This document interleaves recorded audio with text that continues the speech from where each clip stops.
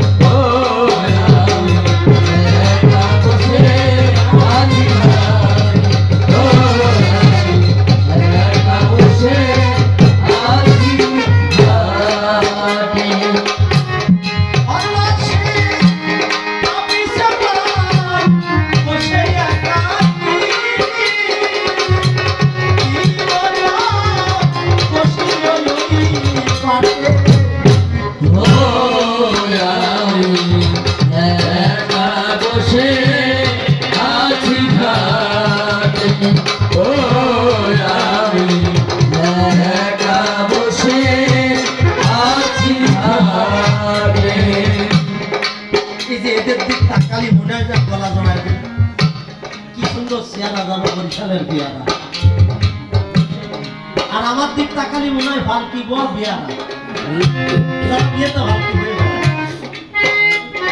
আলোটা জ্বালানো ছিল, মুখটা একটু ভালো দেখাচ্ছিল আর এ পাশে মাথার ঘরের কথা আলোর নিচে তো অন্ধকার এরপরে গান দিলে আপনারা কমিটিরা যারা ডেকোরেশন করেছে ওদের দেবেন বলি দেখবেন মুখটা মুখ না দেখলে মুখ হয় না কিছু। অবশ্য যার সাথে যার বাপ তার ভাষা দেখলে আমার গুরুদেব গাইলেন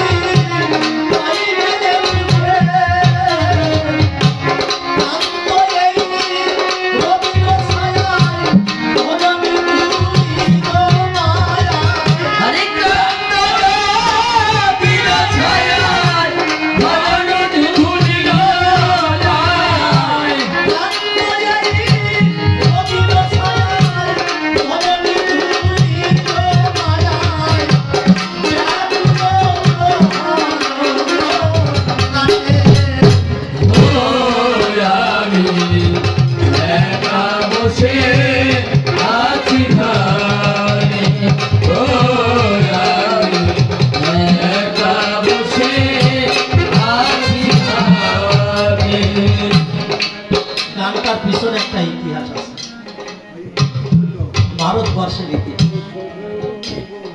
রসিক সরকার ছিল বিজয় সরকারের ছাত্র, আর আমার গুরুদেব অনাদি সরকার ও বিজয় সরকারের ছাত্র, দুজন ছাত্র। এই রসিক সরকারের ব্লাড ক্যান্সার হয়েছিল, সমস্ত মাংস পচে পড়ছে, রক্ত পচে গেছে, নাড়ি পচে গেছে, ফুলে উঠেছে। অনাদি সরকার থাকতে পারেনি, রসিককে দেখতে গেছে, কারণ সঠিক একই গুরুর ছাত্র। আস্তে আস্তে অনাদি সরকার পাশে গিয়ে দাঁড়াইছে, রসিক সরকার অন্যদিকে ফেরা, চোখ বুঝা। ওই অবস্থায় বলছে, দাদা আপনি এসেছেন? চোখ বুঝার একদিকে ফেরা। অনাদি সরকার বলছে, ভাই আমি তোমার কাছে জানতে চাই, আমি এসেছি তুমি বুঝলে কি করে? বলে, দাদা আপনজনের পদশব্দ বোঝা যায় আমার কোনো প্রিয় ব্যক্তি এসেছে। দাদা যখন এসেছেন আমার তো সময় নাই, একটিবার আমাকে আশীর্বাদ করেন। আমি কঠিন কষ্ট পাচ্ছি, আমি যেন এই কষ্টের হাত দিয়ে মুক্তি পাই, আমার যেন রোগটা সেরে যায়। অনাদি সরকার একটা কথাও মুখ দিয়ে বলতে পারলেন না। কেন বললেন না জানেন? মানুষ অল্প শোকে কাতর, আর অধিক শোক পেলে পাথর হয়ে যায়, যেন পাথর হয়ে গেল। অনাদি সরকার বাড়িতে এলেন, কিছু বললেন না। রসিক সরকার যাওয়ার সময় বললেন, দাদা একটা কথা অন্তত বলে যান। আমি মানুষকে গান শোনাইছি কবি হয়ে, কিন্তু পরিপূর্ণ তৃপ্তি লাভ আমি করতে পারিনি দাদা। মানুষ মৃত্যুর পরে হিন্দু শাস্ত্র বলেছে আবার জন্ম ধরে। একটা আশীর্বাদ করেন, আমি মরার পরে আবার যেন মানুষ হয়ে জন্মাইয়ে কবি গান শিক্ষা করে মানুষের দিয়ে আবার যেন গান দিয়ে মানুষকে খুশি করতে পারে।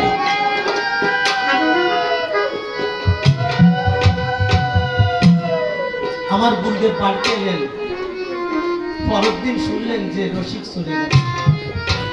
পরাণটা দূরে দূরে করে কেটে উঠল।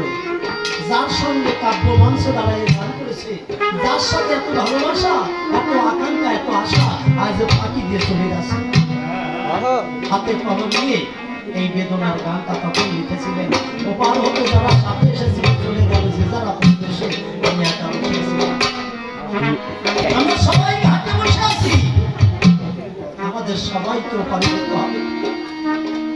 পারের করি প্রয়োজন, সেইটা মাঝি পরি ছাড়া কাউকে পার করবে না। সেদিন পরি দেখাতে হবে। আমি জানাই সভাতলি, এই পরি হচ্ছে ভক্তের চরণ ধুলি।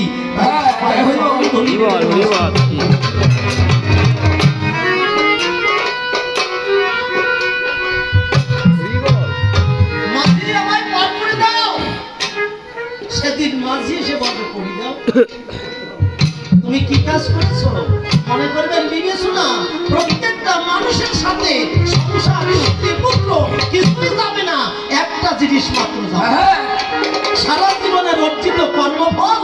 আর গোবিন্দের নামে যদি দাঁড়িয়ে থাকেন দুই ফোঁটা চোখের জল, এটুকু হবে আপনার সম্বল গোবিন্দ পার করে দেবে। আমাদের সেটুক সঞ্চয় করতে হবে। না জানি ভক্তরা কেন চলে গেল। রাত তো বেশি হয় নাই, হয় 10টা কি 10টা কালি গেছে, ঠিক হয়েছে, কালি ঠিক হয়েছে। কোনো বাড়ি আছে, আমার তো বাড়ি নেই, তাই আমার গুরুদেব কষ্টে গাই। আর আশার দোলনায় আমরা সবাই আশার দোলনায় যাবি। ছেলে বড়, ব্যারিস্টার বড়, মেয়েটা ইঞ্জিনিয়ার সাথে দিয়ে দেবো, 5তলা বিল্ডিং করবো, ব্যাংকে লক্ষ লক্ষ টাকা রাখবো। সবাই আসার দোলনা দিয়েছে। আসতে হয় আপনাকে সিরিয়াল দিয়ে, আগে বড় ভাই, পরে মেজো ভাই, পরে সেজো ভাই, পরে ছোট। কিন্তু যাওয়ার কোনো সিরিয়াল নাই। যার যখন ডাক এসে যাবে তাকে চলেই যেতে হবে।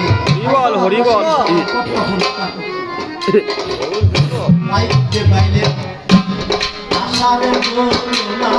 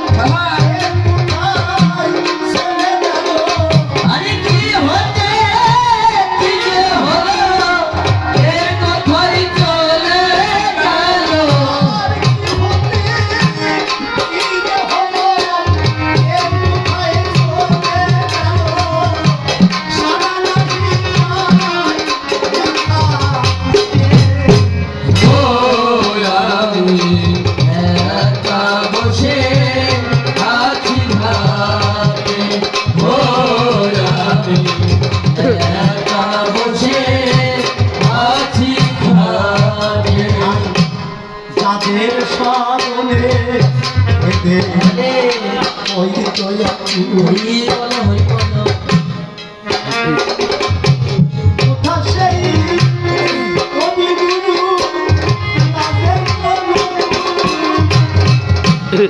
তাদের স্মরণে ওই তো একটু